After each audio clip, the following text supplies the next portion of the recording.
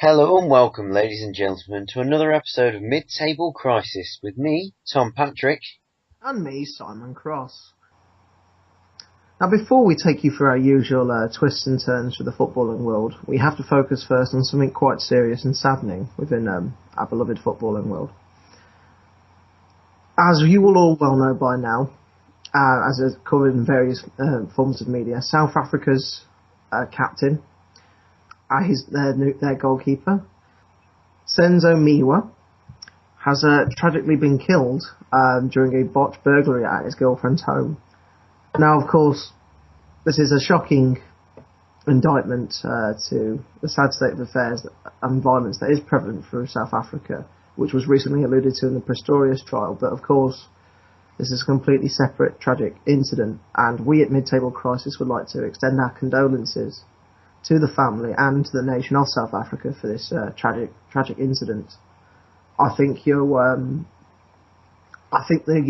South African FA have had a touch of class by moving their next international game to his hometown, so his fans can it's going to be a truly unique experience to see the fans honour him, hopefully with a win. I mean, no offence to Sudan, who are their opponents, but it's got to be a win in my eyes now. It's not, for a sort of storybook farewell.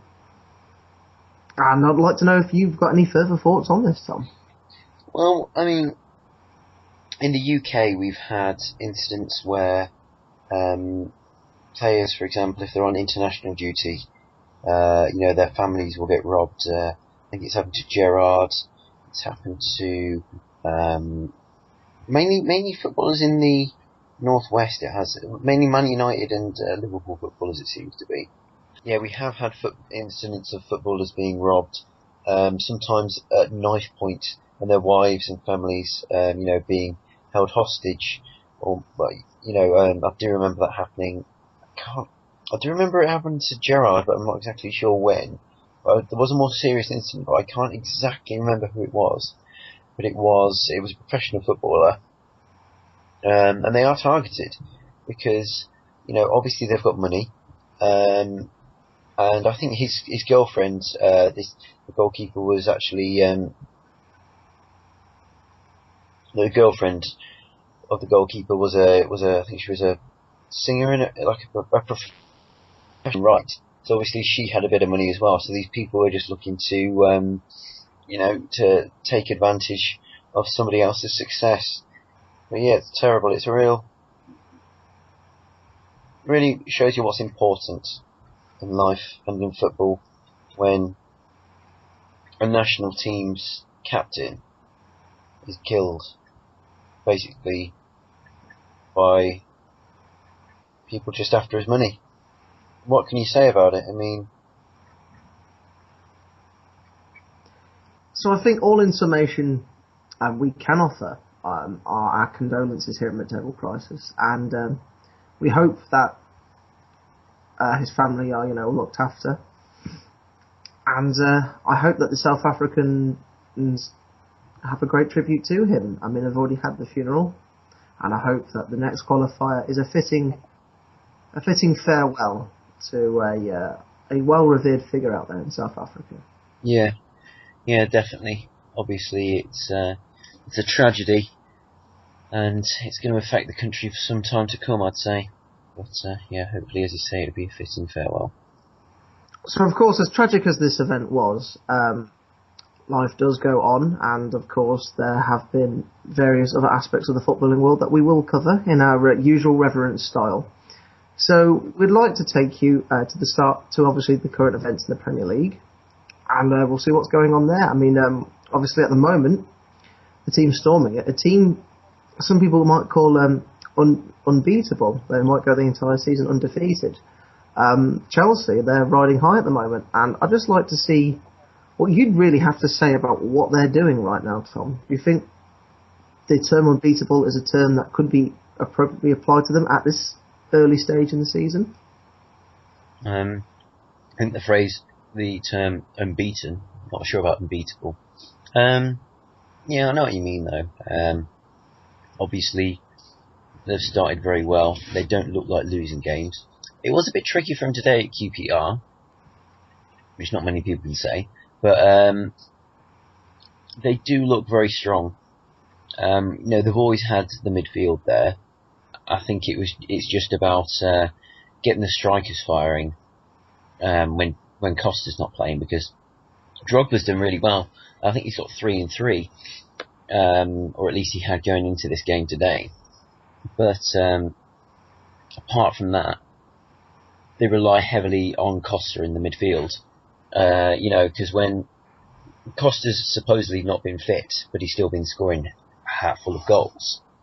Apart from him, all they had to rely on really was Remy, who's struggled a little bit with injury himself. Torres, who has been, one of the great mysteries of English football. Whatever happened to Fernando Torres? And he's no longer in English football, so he's a bit part player now. Mm-hmm. And although Drogba is doing well, I'm not sure if at the age of 36 he can keep it up the whole season. But apart from that, I mean, they look solid at the back. They seem to transition very well. That's one thing I'd say about Chelsea. Losing players like Cole and Lampard hasn't really affected them that much. They've made some very good buys, Matic being one of them. Matic gives them a lot of strength.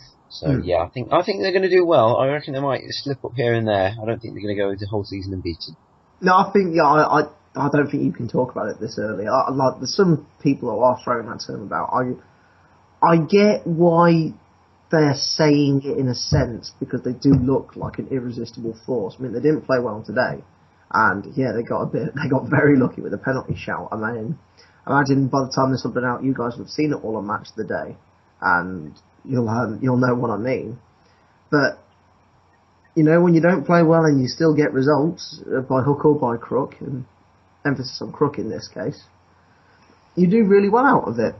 And if you keep grinding that out, it's like the Manchester United of old. Win without playing well, and you pretty much get yourself in the title race if you do it on a consistent basis. Definitely. So, I like their fundamentals. I'd like to bring back to the Cole and Lampard point. They pretty much, you sort of knew who was coming to that club to replace them before they officially left.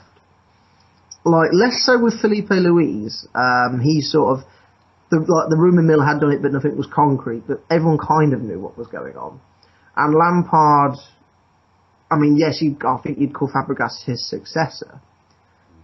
But they already had enough midfielders to replace Lampard before Lampard left. Yeah. But let's face it, the chance to buy Cesc Fabregas comes along, you take it, if you've got the structure to do it. Yeah. I mean, one of the strongest midfields they've probably got 6 top class midfielders, I'd say. I think you were about to say in the world, definitely top 5 club midfields. Yeah, and I mean, when you're looking at attacking talent, I mean, obviously Fabregas, Hazard, Willian, but then, I mean, Matic is such a big player for them.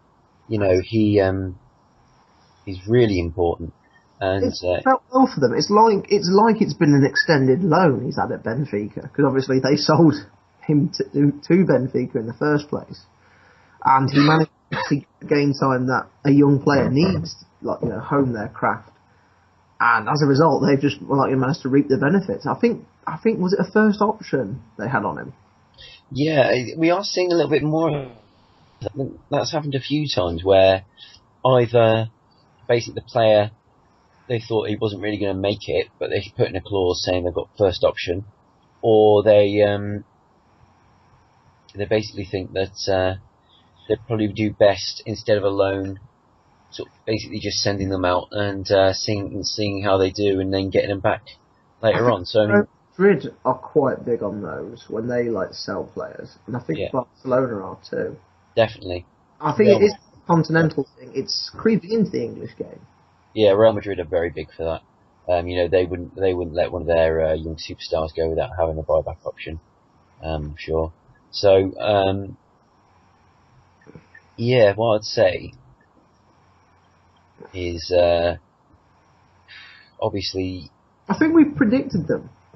If we go back to our prediction, I mean, I think I put them down for the league. I'm almost certain I did. Now, people who will scan through our archives now may prove well. we'll get Jim from Archives to have a look at that. But I'm pretty sure you did. I think I said Man City. And, yeah, I mean, you could argue at the moment they're, well, I did read an article on the BBC football website, who said they're in crisis. I wouldn't quite say they're in crisis. A good City you're talking about. Manchester City, yeah. While they are 9 points behind Chelsea, and that's quite a bit. Problem is, these days a blip for a club is a crisis because of how overhyped and over-extrapolated everything is due to 24-hour news channels and social media. It's not like it was, and this is going to sound really weird coming from a 23-year-old man, but it's not like it was in the old days, before rolling news, where, there was a period where, okay, we're not playing well. Small tweaks, fundamentals, eventually it all righted itself. 1 or 2 bad performances now, and it's whole like, oh my god, we're in a meltdown. Especially if it's a club like Manchester City or Chelsea, who are expected to be winning the majority of their games. So, its coverage last season, the way the media treated that, admittedly, not a great season, but from the start, they focused on every minuscule detail. People are calling for David Moyes' head, 2 months in.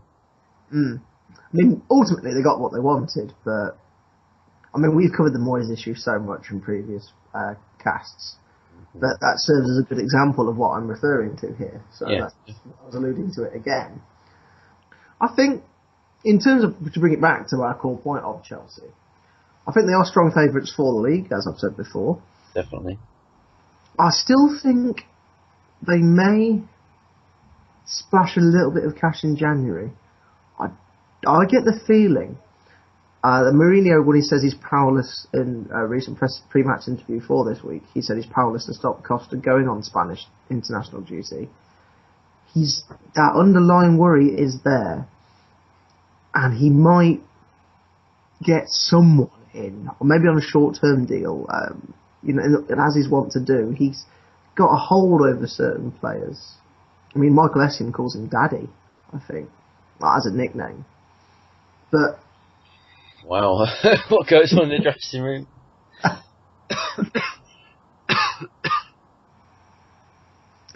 Well, he holds something in Aston to cough. Let's put it that way. That was awful. But anyway, Mourinho's got that charm over certain players, and he might bring someone in the short term. That's me speculating there. But I think that they've got the strongest squad, hands down. Certainly. I mean, it wasn't really a surprise because they were nearly complete last year. And then they just polished off the 1 or 2 components they were missing. So we can't say we didn't see this coming. We all did. As I say, who knows? I mean, the one variable that I couldn't predict, mainly because it gets very unpredictable after the group stages, is how far they'll go in the Champions League. Mourinho's got the capability to win it. He's done it twice. Can he do it a third time with these guys? I mean, a lot of people, I think, would have thought that Chelsea's first Champions League win would have been under Mourinho back in the old days. Yeah. Clearly, obviously, now we now know it wasn't.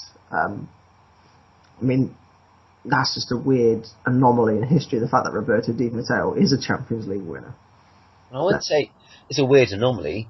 I think he's a pretty good manager. Obviously, it was weird how he was put in charge and then was very successful and then was sacked so quickly. I mean, I think if they were looking for an excuse to sack him, I think if he'd have stayed there a little bit longer and sort of been given a chance, it would have been, he would have maybe established himself as a manager and gone on to maybe managing another big club at the moment. But I don't think he was Abramovich caliber from the start.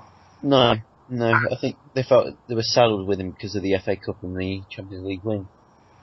And that, and obviously he was a short-term fix at the time, so they thought they had to give it to him.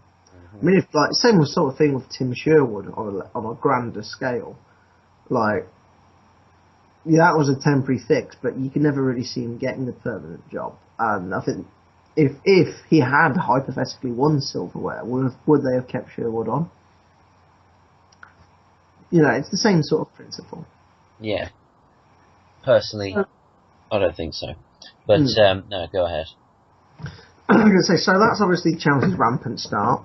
Then the non-surprising package.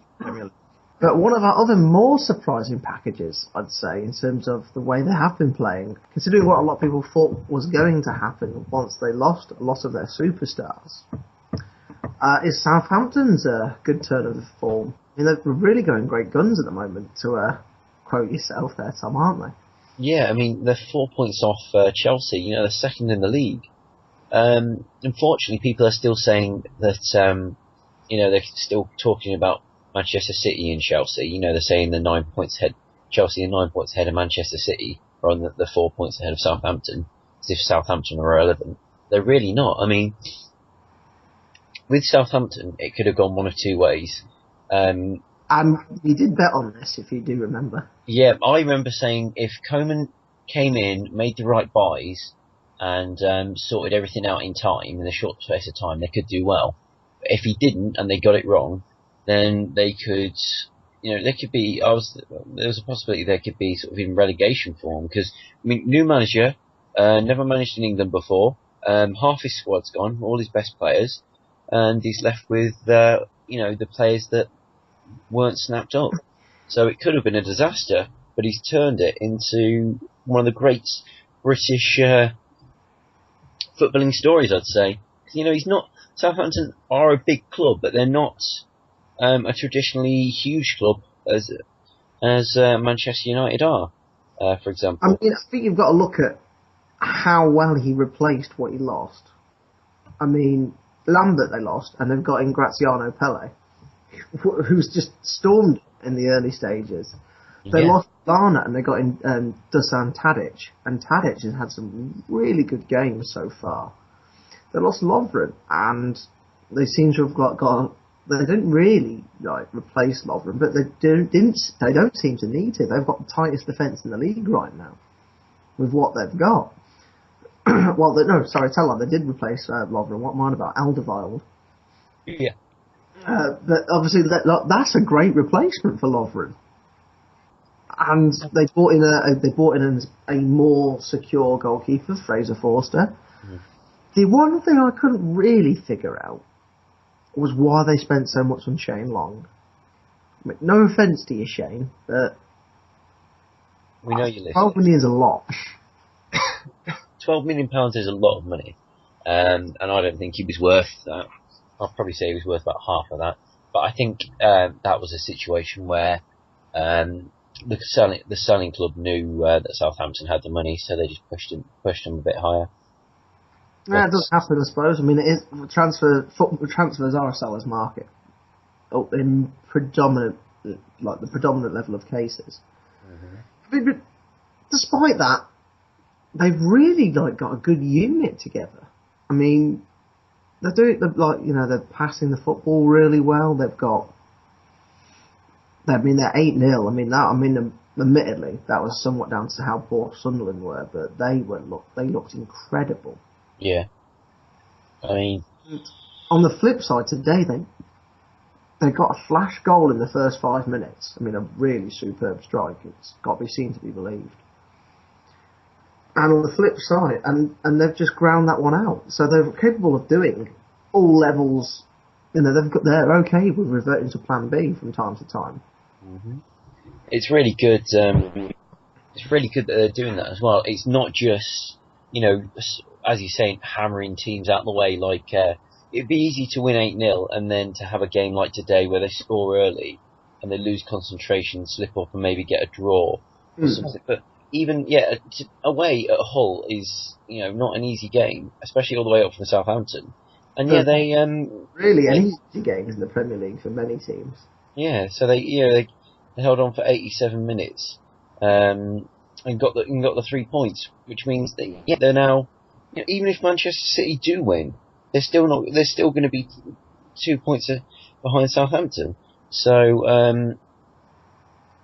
they're in a really, really strong position this early in the season. Hopefully they can keep it up. Exactly. I hope they do well. I think, because obviously I was the one that bet they wouldn't be in the relegation zone, so I'm looking stronger right now in that one, suffice to say. Although they could do a Hull and have a great first half of the season and a terrible second, so... It's always possible. I'm not completely out of the woods yet, but I reckon they could get Europa League football. Easily. I was going to say, I would say, to be honest, Liverpool and Man United haven't started the season that well, have they? So I'd say top 4 is actually realistic for a change. Obviously Tottenham have been awful as well. I mean, they're 10, 11 points, Tottenham? If you talk about traditional teams that are going for top 4, you'd say Chelsea, Man City, Arsenal, Liverpool, Man United and Tottenham. The reason I'm a little bit more reluctant than you to say that Southampton can finish the top 4 comes down to that one of the most purest of factors in the modern game, finances. Tottenham, Liverpool and Man United will have a war chest in January to refer to if they need to. I mean, Chelsea, Man United last year, look, we'll just buy one massive. But, something's fixed. Arguably, that's what they did with Falcao on deadline day this time round. It's like, look at this shiny new thing we've got. Angel Di Maria, Di Maria maybe for the price they paid, maybe not, but again, they've got that kind of money. Look how much Liverpool have already spent. Their owners, they've got a good financial structure. There is a little bit left. Tottenham, I don't know with Tottenham maybe so much, but again, they've got potential. Whereas Southampton, they had some decent spending power, but that's because they had sold a lot to get that much.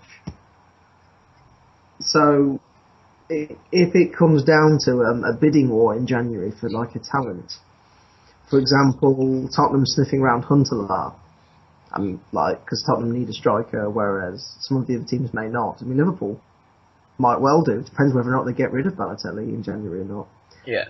A lot of the media are suggesting they will. He's been linked with Napoli already. It'd have to be a huge mission of defeat to sell someone after 6 months, but you see it done. Yeah, to be fair, I think he did score to... I don't think he scored. Did he score today? Or didn't score today, no. No, they lost 1-0, didn't they? So yeah, of course it didn't. But he did score recently. But yeah, it's really not gone too well for them. I understand what you mean about Southampton, but still, what I'd say as well is January buys aren't necessarily good buys as well. No doubt, a few clubs will splash the cash, but even if they do, it doesn't necessarily mean that's going to fix anything. Sure.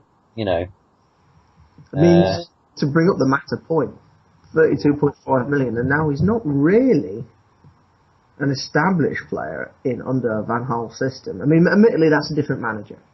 Yeah. So you've got to take that into account. But still, though, when you're spending, I don't know, I guess it's all relative in footballing terms, especially for a big club, a big club like Man United, and they are still a big club in terms of support and structure, no matter where they finished last season. There's no two ways about that. I guess it's all relative, but still, £32 million doesn't guarantee you a starting place.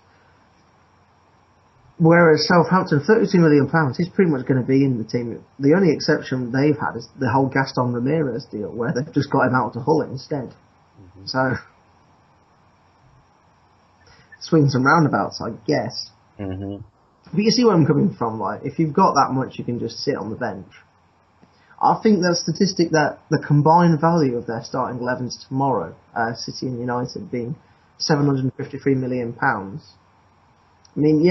Salah's market and some fees are overinflated, but there's still a level of there's still a big indicator of quality is the price. Yeah. It's not a true, not 100% accurate indicator these days. Never, never will be again, but it's still a fair indicator. Yeah, definitely. So it's going to be a very interesting game.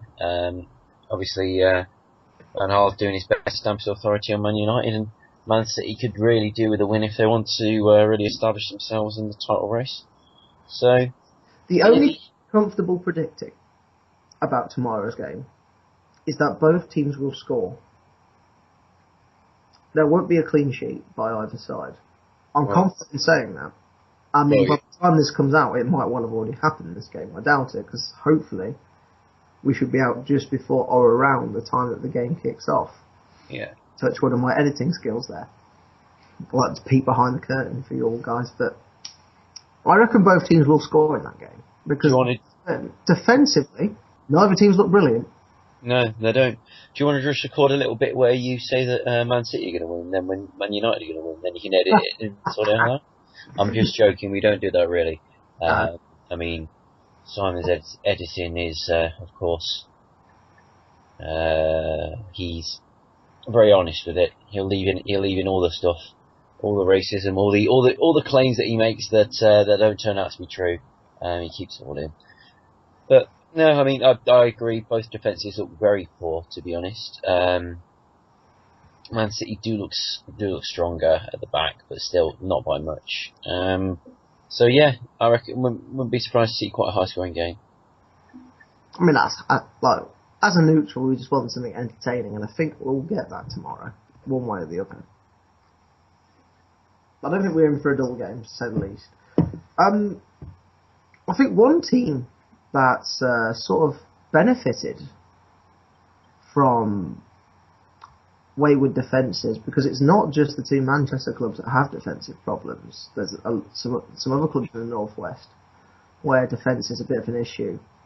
A team that's benefited from today certainly is Newcastle, who obviously capitalised on a weak Liverpool defence to win 1-0 and continue their resurgence up the table. Yeah, it was a matter of when and not if for when Pardew was going to be sacked. A few weeks ago, they were going nowhere. They couldn't buy a win. They were just not looking interested. And they've had a few good results, and they've started turning things around, haven't they? I mean, obviously they beat Man City in the cup 2-0, and a 1-0 today. At home against Liverpool, which is not an easy game. So they've climbed up to 11th. I mean, let's be a little bit fair. They didn't play well to win today, and Liverpool were really poor and without their star striker. But still, it's not a result you'd have expected, to say the least. Not at all. Not at all. Beating Tottenham as well. Fair play to them. Going to Tottenham's never easy. And a 2-1 win there was very important. So Tottenham really do look shaky though. Their back line's just lost something. I mean, it's Vertonghen and just 3 passengers sometimes, it looks like. Yeah, I mean, Tottenham, they're a real mercurial side. They seem to be either flying high or absolutely abject. They're way down in 14th, so I mean, I don't know what's happened to them. But still, I mean, you'd think that with the amount of talent that they have in that side, they should be doing better. They should. I don't think they're going to struggle long term. I just think Pochettino needs to get the blend right and sort it all out, and then they'll be fine. But huge. That was another huge win for Newcastle because for a long time, looking back at Pardew over the last couple of years, you've really got to wonder how he stayed in a job. Poor results and his behaviour. Well, I've got 3 words to answer that question. 8-year contract. Yeah. I suppose. I mean, I was going to ask you, do you reckon he would have been as secure without the 8-year contract? And I think by what you were saying, I think your answer would be no there. Okay. he's very lucky to be in a job. Probably the luckiest manager,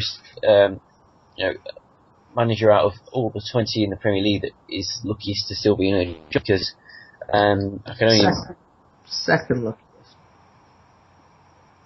Sean Dyche is the luckiest because he's got a board that understand that where Burnley are and what they're actually going to be doing this year.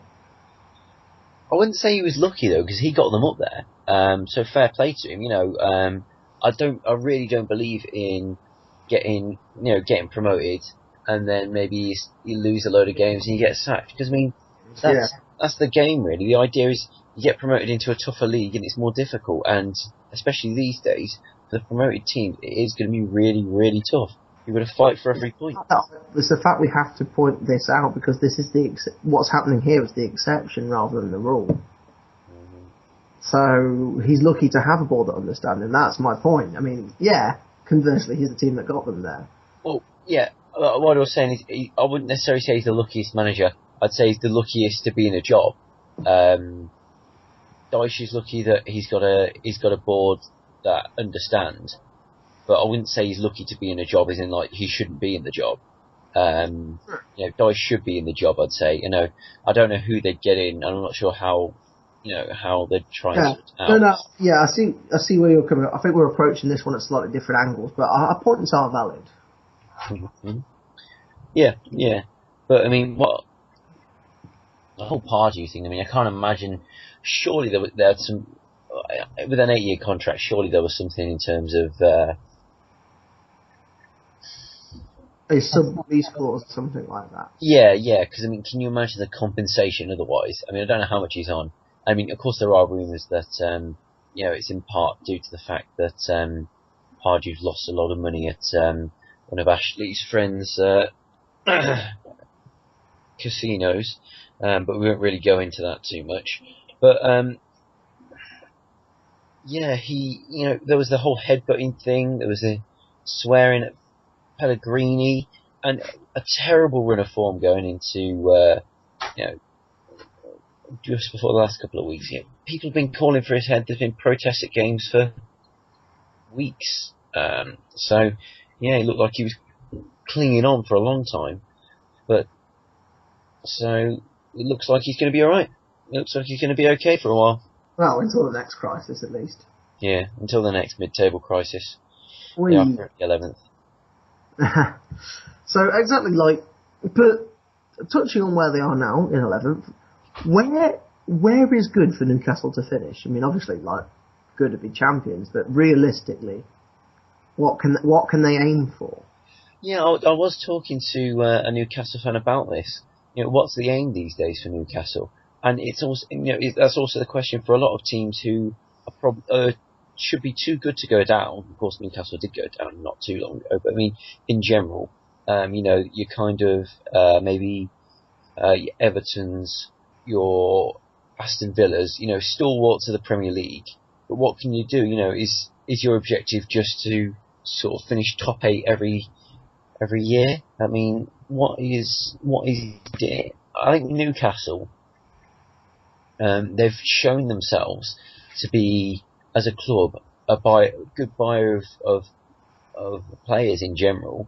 Obviously, they've had a few turkeys, but I mean, Graham Carr, who's head scout there, he's done some amazing work, especially in the French league, supporting some great players. What they need to do is get rid of some of the deadwood, because I think there's a lot of deadwood at Newcastle. I think this season needs to be about just scrapping for every point, getting a bit of the desire back, which it looks like that, Pardew's managed to start doing. And then in the summer, using the money they've got to make more astute buys like they have been doing. I don't know what happened to that Kabay money, but, and there's been quite a few other players that, they've gone, and I'm not quite sure where the money's gone from them. But, I think, if they have got some money, keep up their good transfer policy, and realistically, they can motor themselves up towards the table, because Southampton have shown it's possible. Of course, one of Pardew's former clubs as well. So yeah, nice little link there. I personally think, touching on your point, where do teams like Newcastle, Everton, and let's say West Brom and West Ham actually as well. Let's take those 4 clubs as like examples. What can they realistically expect to achieve? Personally, I think if you're not one of the like big 5 or 6 that you mentioned at the start, or one of the newly promoted teams, or teams that's just been there for 1 or 2 seasons, if you're sort of in that sort of no man's land of the Premier League that exists now, I think what you've got to look at doing is getting the highest position within that mini league as possible. Yeah. Being as cost effective as possible, and trying to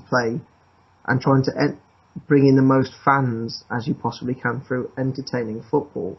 I mean, in the West Ham example, I think that's why Allardyce had a bit of criticism over the last couple of seasons, where it seems to have gone away now, but with the way they're playing. Yeah, they're doing really well. I think they're in 5th.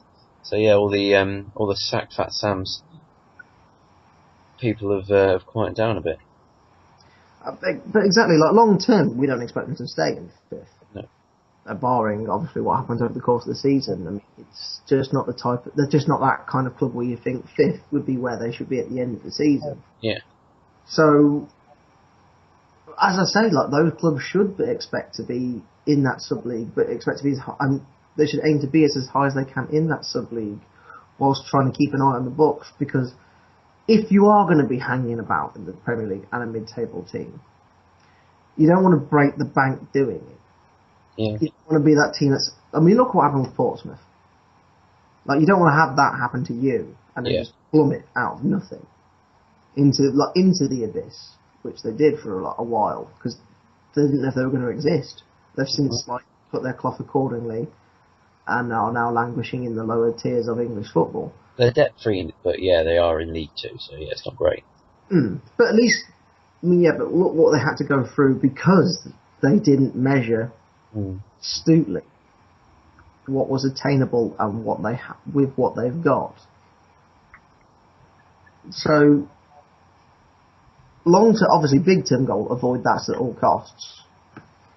On the flip side, just try and be as high as you possibly can outside of the top 4, 5, 6, and see if you get lucky with an extra cup place if one of the top 4 teams wins the League Cup and the FA Cup. You could get into Europe through the back door, and then maybe some extra ticket money from that will one day give you the chance to be a team that challenges that big 5 or 6. I mean, stereotypically, of course. I mean, we're only 10 games in, but the big 5 or 6 is scattered all over the shop at the moment. But that's the way I see the whole being a mid-table team in the Premier League and what you can look to get out of it. In all honesty. No, that's fine. That makes sense. What I'd say as well is, try and get yourself a good cup run, and maybe there's nothing wrong with a good FA Cup or League Cup win. Really helps boost the season and helps boost your profile as well. If you do want to attract international. Look at Hull last year. Yeah, exactly. But I think that's our. It's more a philosophical lilt at the Premier League we've taken. We haven't done by any means an analytical breakdown in terms of stats. It's been more of a where are you now sort of thing, and where can you expect to go. Yeah. Which I think is a nice way of doing things sometimes. One player in particular knows where he won't be for a very long time. Now, I don't know if any of you guys have seen this. It's something that Tom's pointed out to me. So if it's okay with you guys, I think I'll let him take the lead with this. Yeah, it is a bit of a strange story. I do know that there's been quite a lot of stories recently about I remember watching, I think it was the Bosnian Second League, a goalkeeper punch a referee in the face. Quite horrific attacks on referees. This one, I didn't really find out about it until I heard the aftermath. Swiss footballer Ricardo Ferreira has been banned from football for 50 years. He's currently 28. So he's going to be, he's 78 years old by the time he's able to play football again. And this was in the fourth tier of Swiss football, so not exactly high profile. Apparently he kicked a ball in the referee's face and then sprayed him with water. But I can't. He himself, Ferreira said, I expected 1 or 2 years maximum.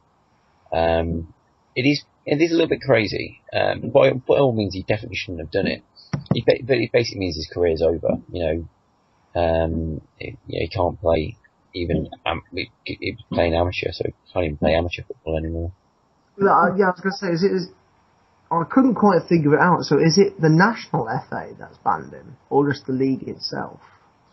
I think it's the national FA. Basically, he's definitely banned from that league, from the fourth league. But it's the Bern League. So I think it's like a regional league. So he's banned from that league. But I think he's also banned from playing football in general. I mean, well, for example, say he's in the third tier. If he wanted to move to a third, he's in the fourth tier. If he wanted to move to a second tier club, he wouldn't be allowed to play. He's also served a 45-game ban for assaulting opposition players. So I think what this is basically it's a repeat offence. So that's why they're basically saying you're not playing again. So that's Look, what he did was bad. He was unused substitute, so he wasn't even on the pitch, so he had to have ran onto the pitch to kick the ball in the referee's face and then spray him with water. So he did something which, if he did in the street, would get you into a lot of trouble and have a court case. Don't get me wrong. However, we've seen things like that happen in football and people get far less. I mean, conversely, what Di Canio did, where he physically put his hands on the referee and pushed him over, nowhere near 50 years. 11 games, 12 games, maybe? 11 to 12 games. Which would have been, if you'd told me he'd got that for it, I went, okay, that's fair. And it wouldn't be news, and we wouldn't be talking about it. Mm-hmm. But this is, it's ridiculous. It's like life. A murder sentence here isn't as long as that. Mm-hmm. I think they did want to make an example of him, and as I say, he's already been banned for 45 games for assaulting an opposition player, so clearly not a nice guy. No, but we've seen worse. Definitely. I believe some footballing bans and I'm talking about like scenes on television. We've seen in the flesh worse activity. Oh yeah. I mean, that was 112 days, wasn't it? So I mean, in terms of games, that probably wasn't more than, including league games, probably about 20-25 game ban. Which I won't even go that far, because it was already midway through. It wasn't like he did it in August. I think he did it at the start. I think he did it midway through the season. I think we're looking at, what was it, July, February time? I mean, for those who haven't heard the story before, it was basically a semi-professional footballer we were playing against in a five-a-side, amateur league, who headbutted one of our friends in the nose and broke it. It was then, obviously the incident got out to his manager, who wasn't happy that he was playing in this league in the first place. And then it got reported to the FA, and he was banned from his league for 112 days. And I had to write a letter of apology to our friend, which was quite interesting to read, or hear about, certainly. Yeah. It wasn't really a letter of apology, put it that way. But what I would say is, although it was a big ban, 112 days, he was lucky because he could have easily gone to prison for that, and... If it happened in the street, he might well have done. Yeah. He should have done. You can't do that in any walk of life. If he wasn't a footballer, if he wasn't a semi-pro footballer, it would have been interesting to see what had happened. it was an incident that. I mean, that's the thing. I don't know. I don't think the referee was really injured by Well, his Ricardo face Pereira's was stung attack. for a bit, and he'd have been a bit damp. Yeah. So Like, it's it's not like not the end of the world. no broken bones and no sort of lasting damage. So I think this is more a case of it being a repeat offence, and they're basically saying we don't want that in our league. Defence, though. Not like his fourth or... what it is them wanting to grab headlines and go, this is not okay. Which it isn't. But this is completely the wrong way of doing it. We've seen it once before with something like this, after 2010, when Nicolas Anelka got his 19-game international ban from the French FA. And he's just like, well, I'm retiring then. Because effectively what they did there is retire Nicolas Anelka from international football. Because he's already, in 2010, he was in his 30s in 2010. I think it might have been like early 30s, but he wasn't going to get many more caps. Yeah. And international football, let me see, you only play like in non-tournament years, you only play like 4 or 5 games. Yeah. So it's effectively a 4-year ban. Yeah. So what you've just said is like, we know you're 33. If we give you a lifetime ban, there'll be massive outcry. So we'll get round it by saying it's a length that we know you're not going to honour. Same in this case. And yeah, it's a nice, convenient way of getting around it, because they're not saying he can't play football again, because if they banned him outright from it, he might have grounds to, he might have more of a case to appeal, would Ricardo Ferreira. But they're technically saying, look, there's nothing to stop you playing when you turn 78. Apart from the fact he's a 78-year-old man at that point. So, look, no one's saying he shouldn't have been punished. He should have. But this gimmick level of punishment they're doing it's a bit crass and a bit it is a little excessive and a little crass, and it's just baffling that a professional organisation would do something so, I don't know, gimmicky and grandiose as this. Yeah. Well, apparently, not only did he boot the ball in his face, he was also hurling insults at him as he ran away, as he went down the tunnel. And then was spraying him with water. So it wasn't like a moment of madness. It was like a sustained sort of 3-4 minute attack. That sounds good. True. But when Brandao headbutted Thiago Silva earlier in the season, Brandao was never going to get anything like this, and that is proper physical assault. I mean, kicking a ball in the referee's face, yes, it would count as assault in some court, in a lot of courts. It's not like physically laying your hands on someone like Brandao did with Silva, like Suarez did with Chiellini in the World Cup, like Kieran Dyer and Lee Bowyer did to each other when they're on the same team. 3 worse examples, never got anything like this. I just do not understand this. Yeah, but the thing is, what I'd say is those examples, they should have been banned for a lot longer. You've got to keep basically this kind of thing. Yeah, maybe it's a bit extreme, but rather be too extreme than too lenient, in my view. I'd like lenience. I'm not saying.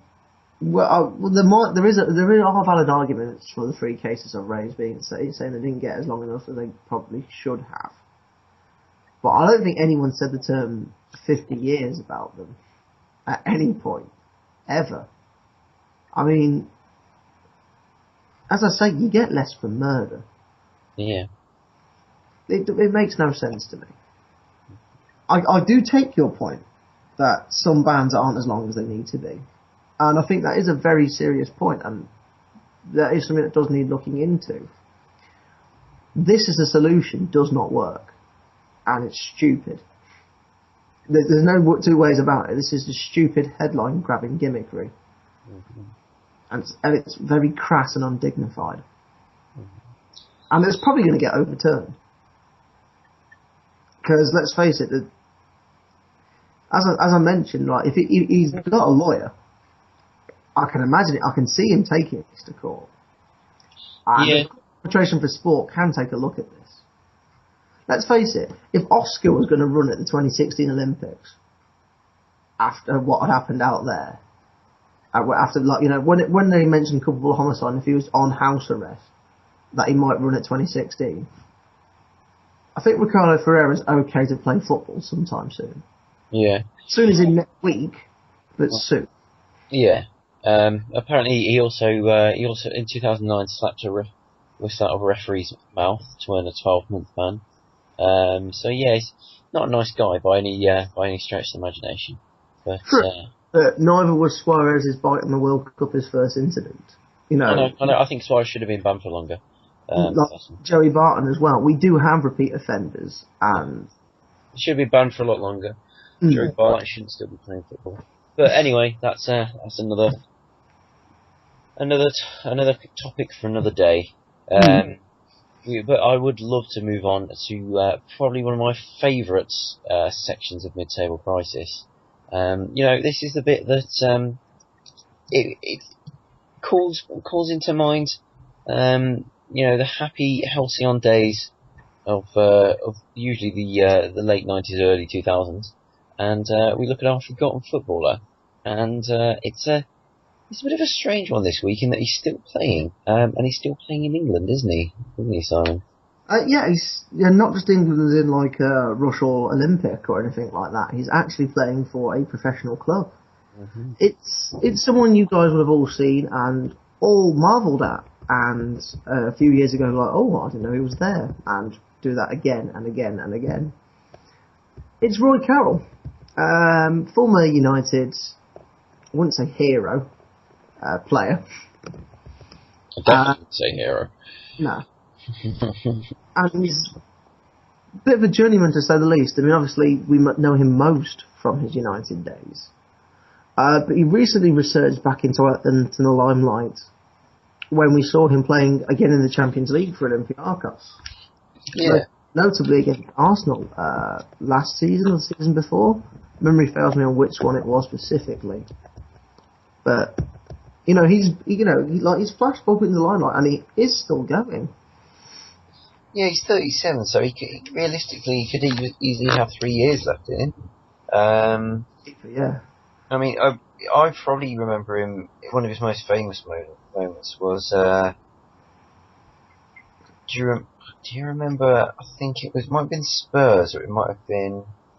Yeah, it was Pedro Mendes. It was Spurs. Yeah, it was about. I think it was about halfway line, and he just absolutely hammered a shot that went a good foot and a half over the line, and and you know, it was an obvious goal. Everyone saw it. He managed to claw it back out, and the linesman didn't see it. The referee didn't see it was over the line, so it wasn't given. I mean, yeah, that was, at the time everyone was like, what is going on? And I think that's one of the earlier calls for goal line technology came off of the back of that.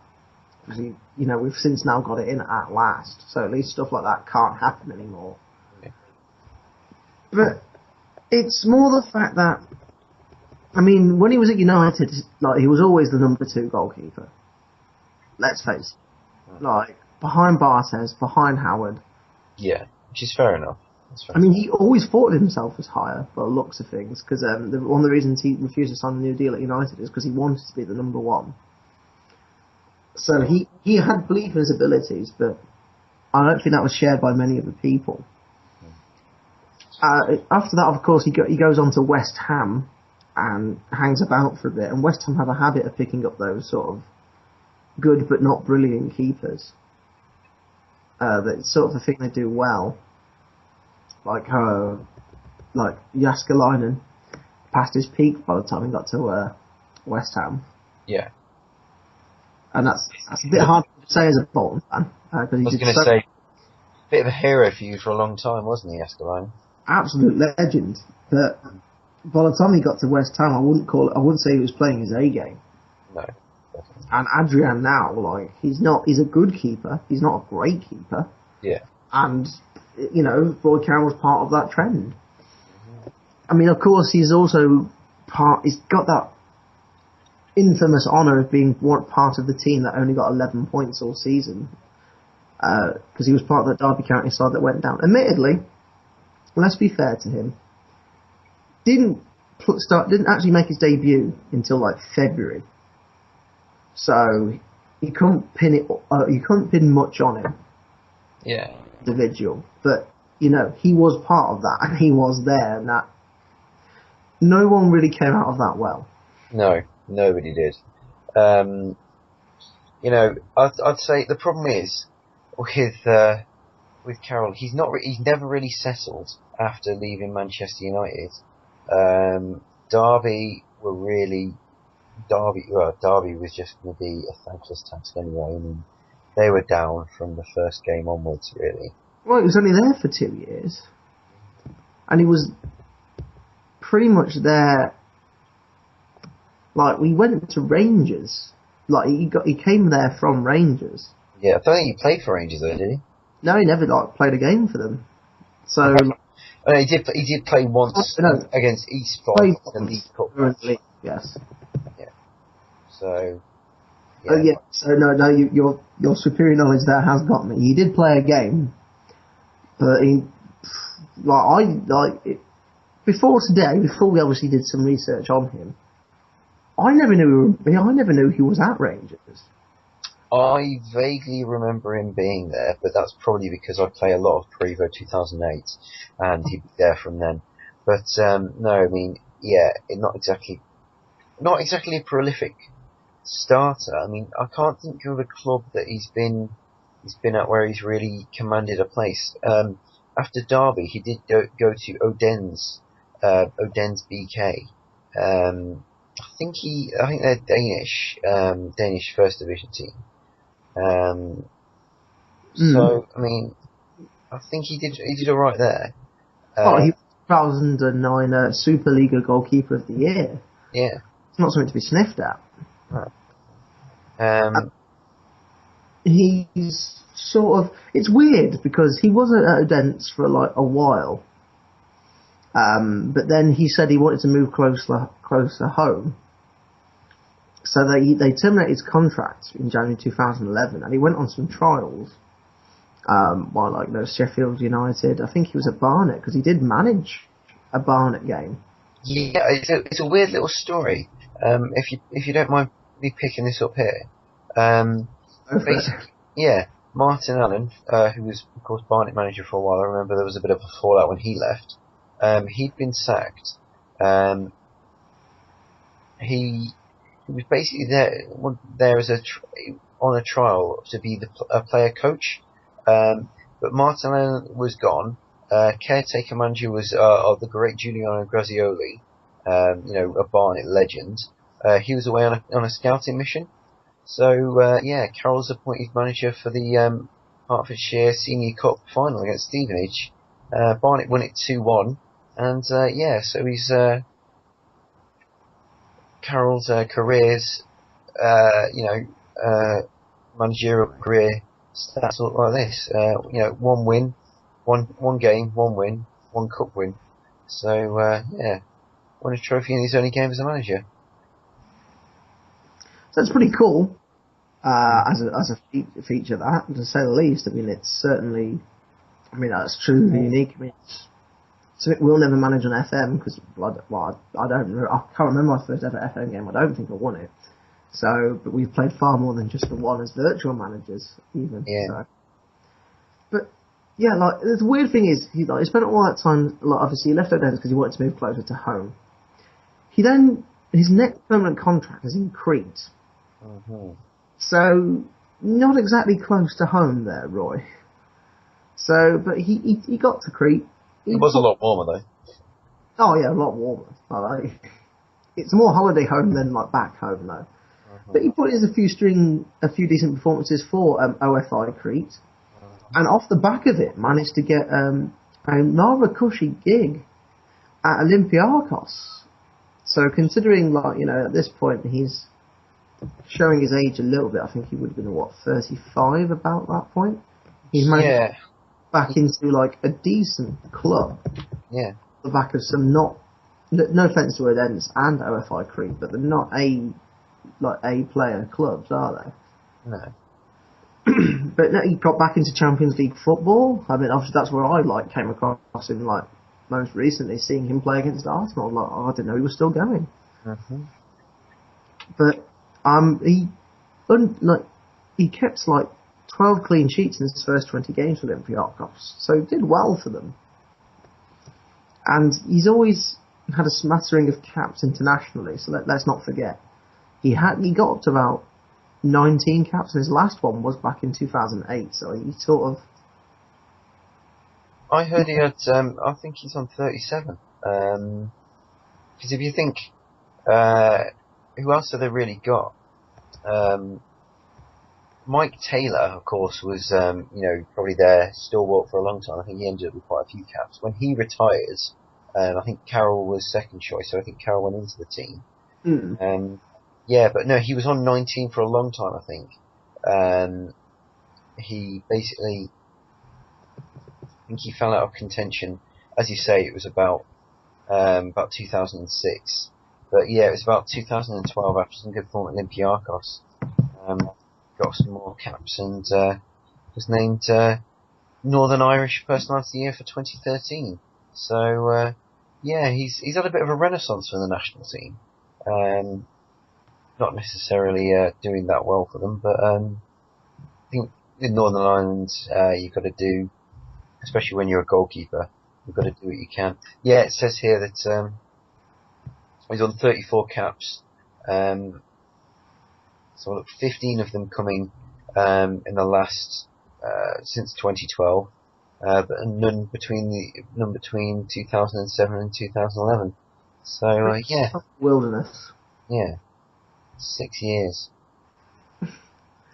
But Roy Carroll's always one of those players that you just go, oh yeah, didn't he used to play for United? But he was so much more than that. Is what we've ascertained from this.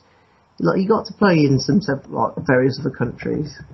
But fair play to a lot of players when they get released from a big club such as United, just sort of work their way down the English spectrum. Yeah. But he's one of those few players that were brave enough to go elsewhere. I mean, it's talked about a lot that a lot of young English talent don't go overseas and try to improve themselves.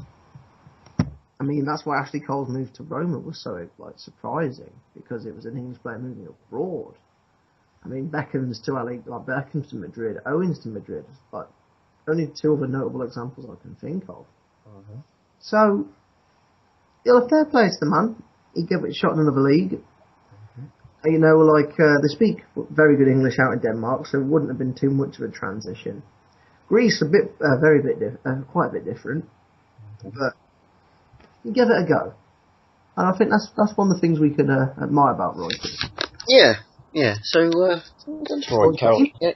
Roy Carroll. He lived the life for a little bit, because it must have been fun living in Crete, and Olympiacos as well. He must have been living like a king on the wages they would have been paying him. Not huge, but I mean, it doesn't take much to live like a king in Greece these days, I don't think. And of course, he's still with us. He's now back at Notts County, so back around one of your former necks of the wood. Yeah, he's still getting, he's still employed as a goalkeeper, so that's good for him. And he is close to his family, which is nice. I'm not sure if I'd rather be in Crete or Nottingham, but he's that's where he's ended up, and he's only 37, so he's still got time to move if he wants to. Who knows where he'll end up next? Maybe he'll be one of those superstars out in the Indian Premier League. His good goalkeeping friend, I imagine, David James. Yeah, I would not be surprised. He's that kind of player. But I was very happy to see him still doing well. So I think on that note, listeners, we'll leave you with those with our renditions of Roy Carroll's exploits ringing in your ears. I'd like to take this opportunity to say that this has been Mid-Table Crisis. My name is Simon Cross. My name's Tom Patrick. Thank you very much for listening, boys and girls. You have a great day, listeners. Bye-bye. Take care. Bye-bye.